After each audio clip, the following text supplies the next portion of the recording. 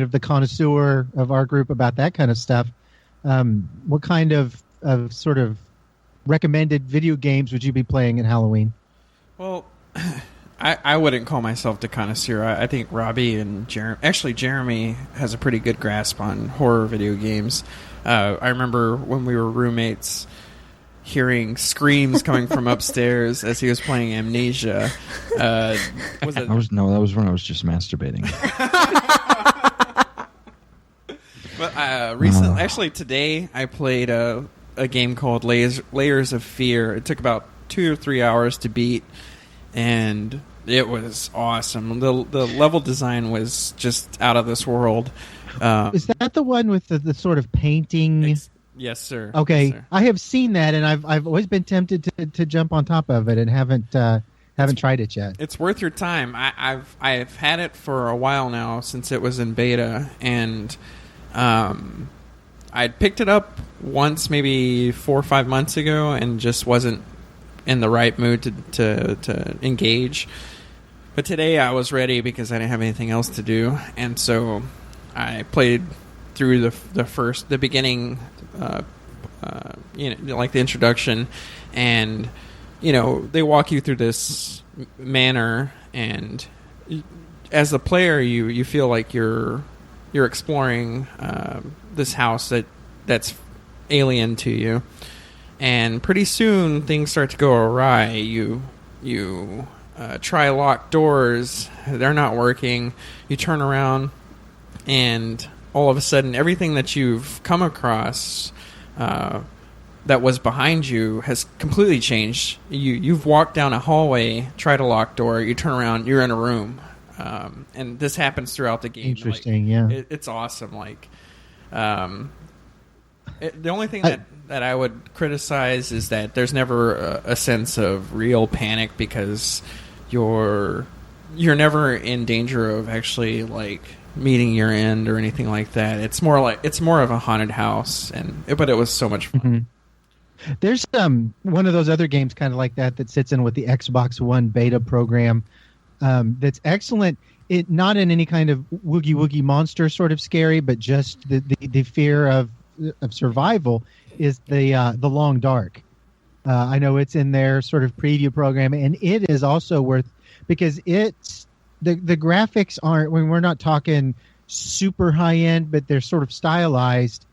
But it is just purely survive. The game as it exists now is purely a sandbox. Survive as long as you can in the bitter cold, and if you find shelter, a lot of games, when night falls or the lights are all out, because they still want you to see things, there's some, surprisingly, there's enough ambient light for you to see and move around. And in this thing, if you don't have a fire going and night hits, you're in the dark, and it's 3 a.m. in northern Canada, and you can hear the sort of disembodied you that is the game in first person. You can hear them getting colder and colder. Their breathing changes. They're trying to. It's really, really well done, and I'm anxious for them to kind of get the opportunity to finish it. Jeremy, how about you? What sort of horror video games were really up your alley? Well, as Andrew mentioned, the Amnesia games are a couple of my favorites. They're, like you said, turn the lights out and put some headphones on, and those things are the scariest games I've ever played. But I think the most recent game that really creeped me out was Gone Home. Yeah, and agreed. The thing that really, I guess, got me going the most was that I did not know if it was supposed to be creepy. You're in this home. You go home back to your parents' house, or whatever. It's a new house, and they just recently moved in, I think. If I remember right. You've been abroad for a year. Yeah, you've been abroad. You come home, and it seems to be abandoned. Something seems to be going on. You don't really understand why everyone's gone, and the story starts to unravel piece by piece. And this house is big and dark, and just the absence and the sound design of the ambience of the quiet home is just really scary. But as far as I played, there were no threats there, and I don't know if there are. And I didn't make it to the end of the game, but it really creeped me out. Yeah, I finished it. It's the beauty of that game is and coming from somebody who lives in a 100 some odd year old house, an empty house alone at night, the imagined terrors that populate your brain at every piece of wood flooring that's popping as it expands and contracts, and it's every creak, regardless of what might actually be out there, what your brain is imagining could be out there is 100 times worse. And that game does a really good job of capturing that. Right. That's exactly it. I'm with you on that. I really dug that game. In talking about Halloween and some of our favorite things, we would certainly be remiss if I would imagine maybe universally around this table, one of our favorite things is Halloween candy. I mean, this is the sugar-filled backbone of this holiday for a lot of people. And one of the things I really enjoy about this time of year is and some years there's more of it, some years there's less of it, the sort of creatively made candies. Like I can remember years ago going to the retail store and picking up a big box of chocolate flavored, chocolate body parts, feet and legs and hands and things like that. And then some years it's just, fun size Snickers bars, but candy is a huge part of this season, for good and for ill. I mean, there's a lot of urban legend that sits around the candy and the giving out of such. I mean, the one that springs immediately to my mind is the old urban legend. Doesn't mean it probably didn't happen somewhere, but because don't eat an apple, there might be a razor blade in it. I mean, that was something I remember from when I was a kid. Did you guys come across any more of that kind of stuff? Yes. Yeah. Go ahead. Oh, one of my favorite candy memories is I would go to my grandma's house in October, and she would make candied goat guts from the dead. I mean, you got to do something with all those dead goats. I was going to say, once you've sacrificed the damn thing, it'd be wasteful otherwise. That's all I got. I prefer splaying Sorry, go ahead, Andrew. goats out on the neighbor's front porch.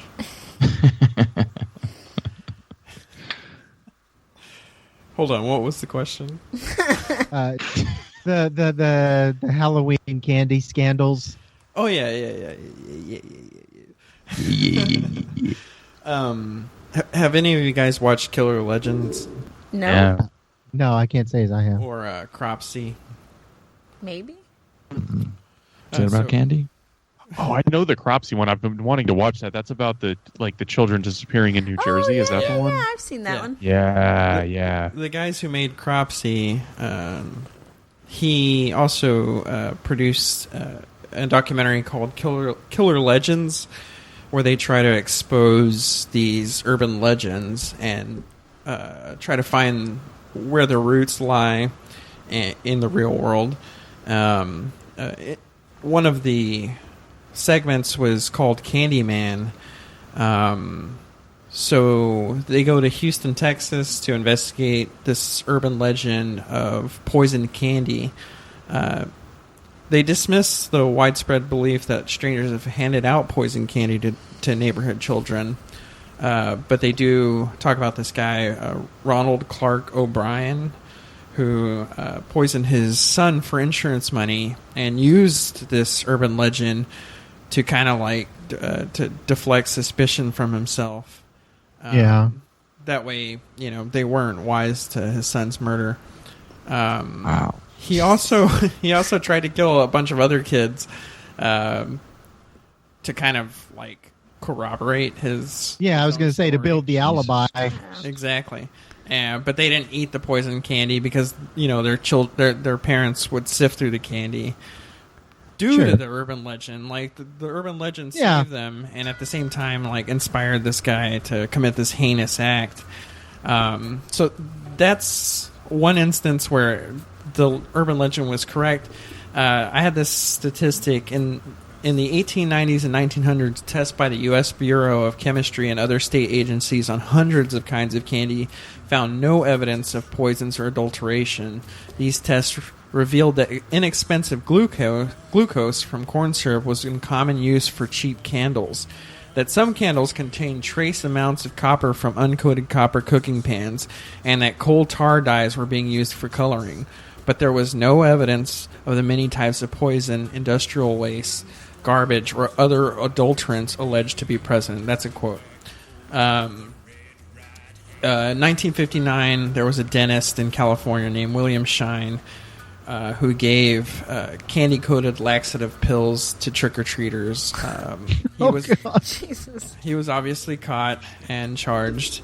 In 1964, a lady who was annoyed by kids she deemed too old to be trick-or-treating gave out packages that contain steel wool, dog biscuits, and pesticides, or ant buttons is what they placed. Dear God! They were clearly labeled with word poison, and nobody was injured, but she was prosecuted and charged. So these things do happen, but for the most part, it's all urban legend in terms of whether or not it's safe to, send your children out amongst strangers. I think to it's collect. widely accepted now that you don't accept. I remember that was something that when I was a kid, they talked to us in school about. Don't take any homemade treats.